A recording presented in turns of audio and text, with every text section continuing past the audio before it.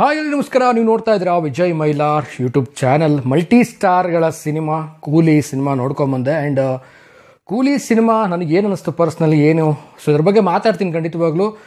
ವಿಡಿಯೋನ ಶುರು ಮಾಡ್ತಾ ಇದ್ದೀನಿ, ತಡ ಮಾಡೋಕ್ಕೋಗಲ್ಲ. ಶುರು ಮಾಡೋಕ್ಕಿಂತ ಮುಂಚೆ ಚಾನಲ್ಗಿನ್ನು ಯಾರು ಸಬ್ಸ್ಕ್ರೈಬ್ ಮಾಡ್ಕೊಂಡಿಲ್ಲ ದಯವಿಟ್ಟು ಸಬ್ಸ್ಕ್ರೈಬ್ ಮಾಡ್ಕೊಳ್ಳಿ. ಇನ್ಸ್ಟಾ ಫೇಸ್ಬುಕ್ ಆಗಿ ಎಕ್ಸೆಲ್ ಫಾಲೋ ಮಾಡೋದನ್ನು ಮರಿಬೇಡಿ. ಸೊ ಮೊದಲೇದಾಗಿ ಈ ಸಿನಿಮಾದಲ್ಲಿ ಮೇನಾಗಿ ನಾನು ಫೋಕಸ್ ಮಾಡಿದ್ದು ಉಪೇಂದ್ರ ಸರ್ ಆಗಿರ್ಬೋದು ಮತ್ತು ರಜನಿಕಾಂತ್ ಸರ್ ಆಗಿರ್ಬೋದು. ಇಬ್ಬರ ಒಂದು ಕಾಂಬಿನೇಷನ್ ಹೇಗೆ ಬರುತ್ತೆ ಅನ್ನುವಂಥದ್ದು. ಸೊ ಅದ್ರ ಜೊತೆಗೇನೆ ಈ ಚಿತ್ರದಲ್ಲಿ ರಚಿತಾ ರಾಮ್ ಅವರು ಕೂಡ ನಟನೆ ಮಾಡಿದರು. ಸೊ ರಚಿತಾ ರಾಮ್ ಅವ್ರ ಬಗ್ಗೆ ಮೊದಲನೇದಾಗಿ ಮಾತಾಡ್ತೀನಿ. ಮಾತಾಡೋಕ್ಕಿಂತ ಮುಂಚೆ ಚಿಕ್ಕದಾಗಿ ಒಂದು ಸಿನಿಮಾ ಬಗ್ಗೆ ಹೇಳಬೇಕು ಅಂದರೆ, ಸ್ಟೋರಿ ತುಂಬ ಹೇಳೋಕ್ಕೆ ಹೋಗಲ್ಲ ನಾನು. ಚಿಕ್ಕದಾಗಿ ಹೇಳಬೇಕು ಅಂದರೆ, ಒಂದು ಹಾರ್ಬರಲ್ಲಿ ದುಡ್ಡಿಗಾಗಿ ನಡೆಯುವಂಥ ಘಟನೆ. ಸೊ ಈ ಘಟನೆ ಒಂದು ಉನ್ನತ ಮಟ್ಟಕ್ಕೆ ಹೋಗುತ್ತೆ ಆ್ಯಂಡ್ ಟ್ವಿಸ್ಟ್ಗಳು ತುಂಬಾ ತೆಗೆದುಕೊಳ್ಳುತ್ತೆ.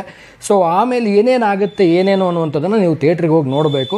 ಸೊ ಮೇನ್ ಸ್ಟೋರಿ ಇದಾಗಿರುತ್ತೆ. ಆ್ಯಂಡ್ ಮೊದಲೇದಾಗಿ ನಾನು ರಚಿತಾ ರಾಮ್ ಮೇಡಮ್ ಬಗ್ಗೆ ಮಾತಾಡಲೇಬೇಕು.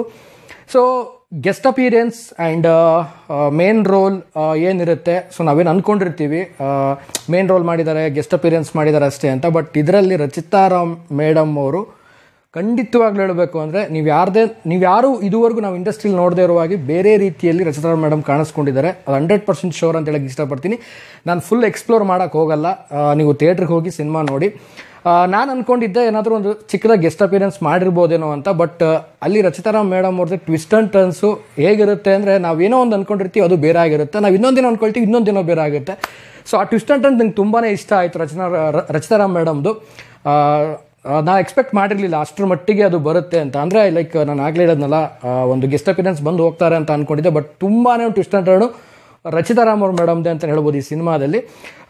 ಅದ್ರ ಜೊತೆಗೆ ಉಪ್ಪಿ ಸರ್ ಬಗ್ಗೆ ಮಾತಾಡಬೇಕು. ಸೊ ಉಪ್ಪಿ ಸರ್ ಅವರ ಒಂದು ಎಂಟ್ರಿ ಏನಿದೆ ಈ ಒಂದು ಕೂಲಿಯಲ್ಲಿ, amazing entry.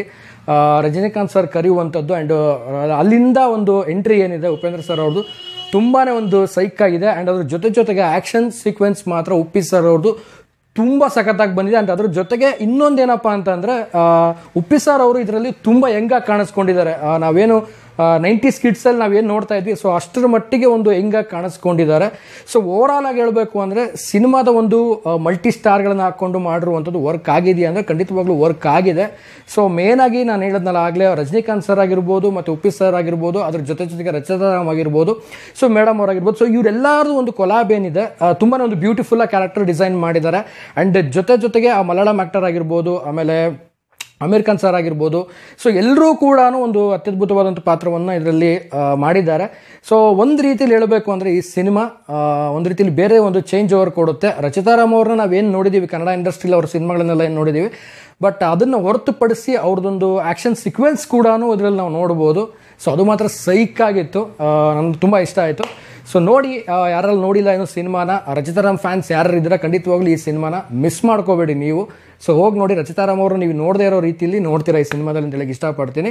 And cinema overall ಆಗಿ ಗೊತ್ತಾಗೆ ಸಾಂಗ್ಸ್ ಬಗ್ಗೆ ಹೇಳೋದಾಯಿತು ಅಂದರೆ, ಥಿಯೇಟ್ರಿಕಲ್ ಎಕ್ಸ್ಪೀರಿಯನ್ಸು ಅಮೇಝಿಂಗು. ಸಿನಿಮಾದಲ್ಲಿ ಮೇನ್ ಏನು ಕ್ಯಾರಿ ಮಾಡಿದ್ದಾರೆ ಡೈರೆಕ್ಟರ್ ಅನ್ನೋದು ನಾನು ಹೇಳ್ತೀನಿ. ಸೊ ಸ್ಕ್ರೀನ್ ಪ್ಲೇಯಲ್ಲಿ ಸೊ ನಾವೇನೋ ಒಂದು ಗೆಸ್ ಮಾಡ್ತೀವಿ, ಒಂದು ನೆಕ್ಸ್ಟ್ ಒಂದು ಸೀನಲ್ಲಿ ಹಿಂಗಾಗ್ಬೋದು ಅಂತ ನಾವೇನು ಗೆಸ್ ಮಾಡ್ತೀವೋ ಅದೆಲ್ಲ ಉಲ್ಟಾ ಪಲ್ಟಾ ಆಗುತ್ತೆ. ಸೊ ಆ ಟ್ವಿಸ್ಟಿಂಗ್ ಇದೆಯಲ್ಲ, ಅದು ಮಾತ್ರ ಸಖತ್ತಾಗಿ ಇಟ್ಟಿದ್ದಾರೆ.